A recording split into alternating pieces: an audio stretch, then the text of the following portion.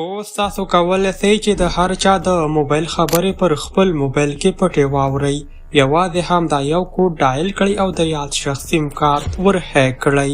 سلام، وخت مو په خیر. زه بریالی احساس یم.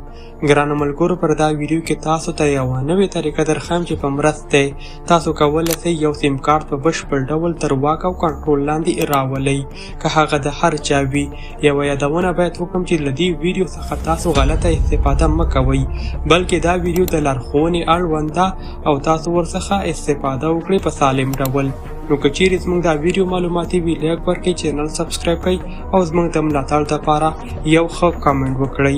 ګرانو ملګرو، راځو د موبایل سکرین ته څرنګه کولی سو د یو چا سیم کارت ور هیک کړو او وکولی سو د یاد شخص د ټلیفون خبرې پر خپل موبایل کې واورو. یوازې دا نه، بلکې تاسو کولی سئ د همدې سیم کارت د لارې د یاد شخص فیسبوک، ټیک ټاک، یوټیوب او د دې ترڅنګ هره ټولنیزه رسنۍ ور هیک کړئ. ګرانو ملګرو، دغه طریقه انټرنیټ ته اړتیا نه لري او په هر موبایل کې په اپلاین ډول کار کوي. دې دپاره تاسې راشئ، یاد موبایل راواخلئ او د سیټینګ برخې ته به راشئ. په سرچ برخه کې ولیکئ کال فارورډ. د لیکلو وروسته تاسو پر همدې اپشن باندې کلیک واخلئ. دغه کوم لیکل چې زه درسره کوم دا تاسو ته د موبایل په سکرین باندې ښکاري. دغه اپشن به تاسو آن کړئ.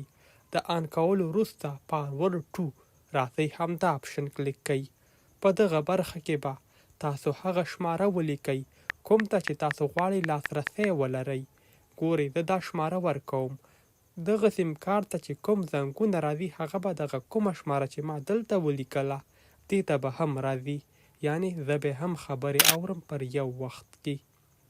اوس راځو د چک کولو دپاره تاسې راشئ ډایل پیډ برخې ته، سټار او دغه کوډ ډایل کړئ.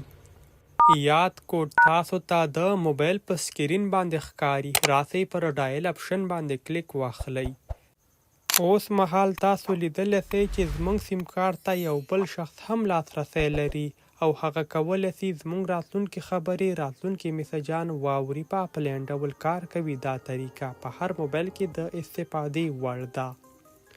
هغه شماره ده کوم ته چې زموږ لاسرسی لري. دغه شماره ده زما میسجان ورته لیږل کیږي. د دې د ایریس کولو دپاره تاسو دغه کوډ ډایل کړئ. ګرانو ملګرو، کله چې ستاسو غږ بل نمبر ته اوریدل کیږي نو تاسو به له دې کوډ څخه استفاده وکړئ. تاسو لیدلی سئ هغه کوم سیټینګ چې زموږ پر موبایل کې ترسره شوی و، هغه سیټینګ چې زموږ په سیم کارت کې ترسره شوی و، هغه هر څه ایریز شول. اوس مهال زموږ غږ نه فارورډ کیږي بل چاته. زموږ راتلونکي معلومات خوندي دي او هیڅ شخص ورته لاسرسی نه لري. د همدې کوډ په مرسته کولی سئ دغه سیټینګونه کوم چې ستاسو پر موبایل کې ترسره شوي وي ټول ایریز کړئ.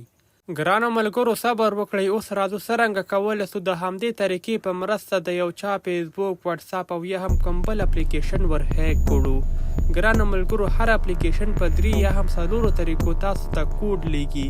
یو هم د نوټیفیکیشن طریقه، یو د میسج طریقه او یو هغه طریقه ده چې تاسو ته کال کوي. کله چې تاسې پر یو اپلیکیشن کې د فارګیټ پاسورډ کلیک کئ نو تاسو ته دغه 3 اپلیکیشنه دغه 3 سپارښتنې درکوي چې تاسې کوډ د کومې طریقې د لارې غواړئ ترلاسه کړئ. نو که چیرې تاسې د کال اپشن انتخاب کړئ نو تاسو ته به دغه کوډ وویل سي، یعنې تاسو به غږ واورئ او دغه غږ په مرسته کولی سئ د یو چا وټساپ، فیسبوک او یا هم کومه بله ټولنیزه رسنۍ ور هیک کړئ. ګرانو ملګرو، زموږ ویډیو معلوماتي وه تر څو تاسو له راتلونکي خطرونو څخه خبر سئ او تاسو خپل موبایل او خپل انټرنیټي معلومات خوندي وساتئ. که چیرې بیا هم کومه پوښتنه درسره وي موږ ته کامنټ وکړئ، انشاءالله معلومات به ترلاسه کړئ. میلاویږو پر بله راتلونکي ویډیو کې. تر بیا ښه وخت، ښې چارې، الله مو مل شه.